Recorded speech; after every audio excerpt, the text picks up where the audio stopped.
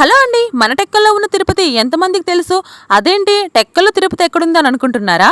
అలా అనుకుంటే వీడియోని చివరి వరకు చూడండి. హలో అండి, అందరూ ఎలా ఉన్నారు? బాగున్నారా? నేనైతే చాలా బాగున్నాను. నేనైతే ప్రతి శనివారం మన టెక్కల్లో ఉన్న శ్రీ శ్రీ శ్రీ వైభవ వెంకటేశ్వర స్వామి దేవాలయానికి ప్రతి శనివారం శ్రీవారిని దర్శించుకోవడానికి అయితే వస్తాను. నాకు తెలిసి మన టెక్కల్లో ఉన్న అన్ని దేవాలయం కంటే ఇదే చాలా పెద్ద దేవాలయం. ఫస్ట్ గుడిలోకి వచ్చిన తర్వాత స్టార్టింగ్ లోనే శ్రీవారి పాదాలు అలాగే నామాలు ఉంటాయి.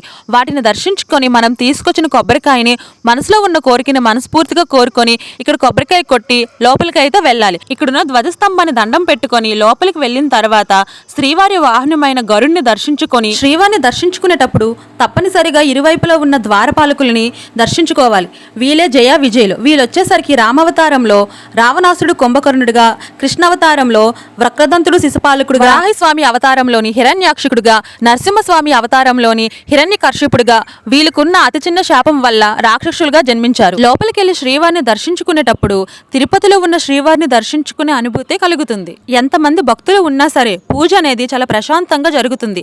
మన దగ్గరికి వచ్చి మరి మన గోత్రాలు పేర్లు అడిగి పూజ అనేది చేస్తారు. శ్రీవారికి హారతి ఇచ్చిన తర్వాత పక్క ద్వారం నుంచి బయటికి వచ్చి అక్కడ తీర్థం తీసుకొని లోపలికి వచ్చి బొట్టు పెట్టుకొని పక్కనే ఉన్న పద్మావతి అమ్మవారిని అలాగే గోదావరి అమ్మవారిని దర్శించుకునే తర్వాత ప్రసాదం తీసుకొని గుడిలో కూర్చొని ప్రశాంతంగా ప్రసాదం తిని అక్కడే కాసేపు ఉండి గుడి ప్రాంగణంలో శ్రీవారు ఎన్ని రూపాలనైతే దాల్చారో వాటన్నిటినీ కూడా చాలా చక్కగా పెయింట్ రూపంలో వేశారు. చూడడానికి చాలా అందంగా ఉంది. అలాగే మీలో ఎవరైనా దేవాలయానికి వచ్చుంటే కింద కామెంట్ చేయండి. అండ్ అలాగే మన ఛానల్ ని ఎవరైతే కొత్తగా చూస్తున్నట్టుగా అయితే ప్లీజ్ సబ్స్క్రైబ్ చేసుకోండి. వీడియో నచ్చితే లైక్ చేయండి. Thank you.